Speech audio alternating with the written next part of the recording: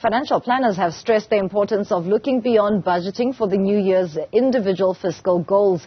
This includes reflecting, looking ahead and creating room for instability. Financial planning head at NMG Benefits, Stian speaks to us about this. Thank you so much for your time, Stian. A perfect time to be speaking to you about planning, goals, budgeting. But 2023 was very brutal on all consumers' pockets, given that the elevated increase in interest rates as well as the rise in the cost of living does not make it easy to reflect on the year that was. Yeah, absolutely, Misani. I think 2023 was quite brutal. It's almost like in COVID, when business went into shutdown and someone went to business rescue.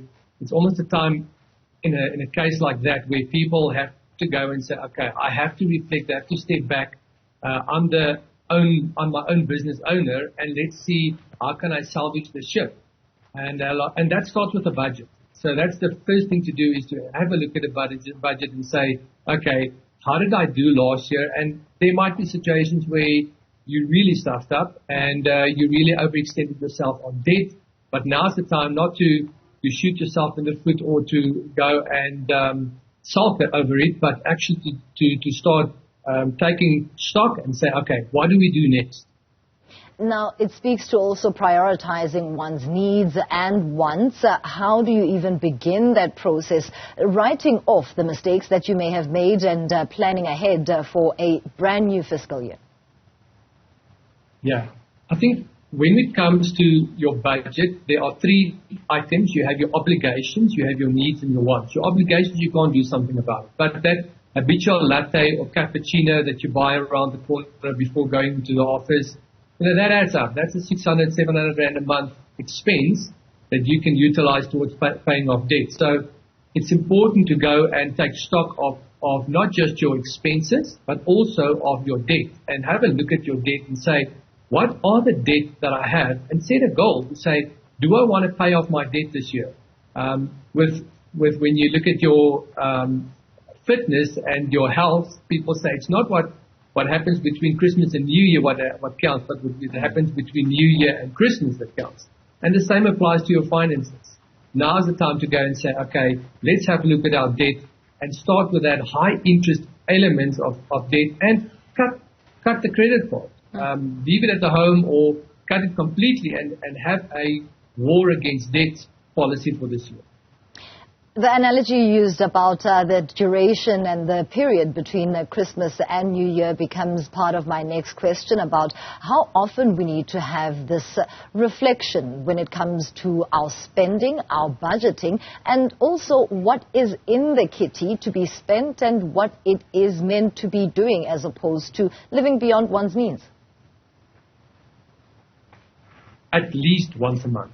As a matter of fact, when you are in the process of paying off debt or having to really tighten the belt, at least once a week is ideal to go and have a look at your budget, have a look at everything, and have that monitoring system. You know, it's like someone going on holiday from traveling from Joburg to Cape Town and deciding, oh my goodness, I'm too scared to look at what's happening with the fuel, putting a masking tape over the fuel gauge, and somewhere between Bloemfontein and Kroonstad, Colesberg, they run out of fuel, and they don't know why.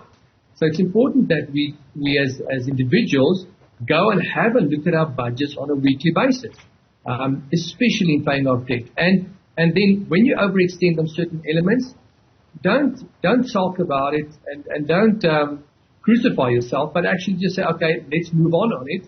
And sometimes it's necessary to get help from a professional. We have benefit counselors out there that can help, not someone trying to sell you a product, but actually someone that says, listen, I will help you get out of the situation so that you can move towards financial freedom. One of the other tough conversations that must be had are within the household to discuss what is available for a particular household and making individuals understand that it is a tough economic environment and therefore it's unlikely that we'll be spending on all the niceties. Yeah, but sometimes that's a great opportunity to create family coherence where you go and you say, you know what? Our date nights with my spouse, I'm not going to go out to a restaurant every night. or every second week or every week. We're going to sit at home. We're going to do something innovative, creative. We might, as a family, take this on as a goal and say, let's rather have a goal of saying we want to go on holiday, or we set a goal in front of us, not with a rod to hit us with, but to have a goal to pull us towards something great for the new year.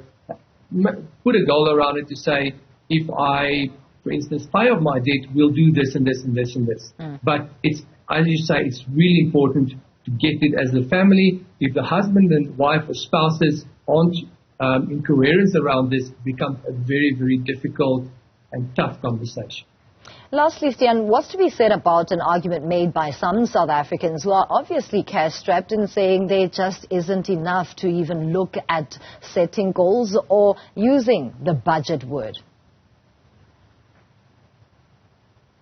I want to give hope to people. I've seen clients that were exactly in the same position, dire straits. And if we get creative around it, start with a second job, start with a business opportunity. There are many stories I can tell you of people that use this opportunity as a stepping stone to start earning extra additional income, and that's become their main source of income. So we as South Africans are resilient, and I think it's important to step out there and say, what can we do additionally? Sometimes we need to go and sell those items on Facebook Marketplace or junk mail that's lying around the house, taking that money and paying off towards your credit card debt, your high interest, 25% interest rate type of debt paid off. And also, there is a thing that we call a debt amortization, where you go and you start building a plan around getting out of debt by selling certain items, starting with your high interest, and the moment you actually start paying off that debt and you alleviate that monthly cash flow, you're actually giving yourself a raise by having more flexibility, having more money available to move towards the next debt item. Thank you so much for your insights. Stian de Witt is Financial Planning Head at NMG Benefits, speaking to us this morning on the Business Desk about a holistic approach when it comes to budgeting and having a fiscal plan.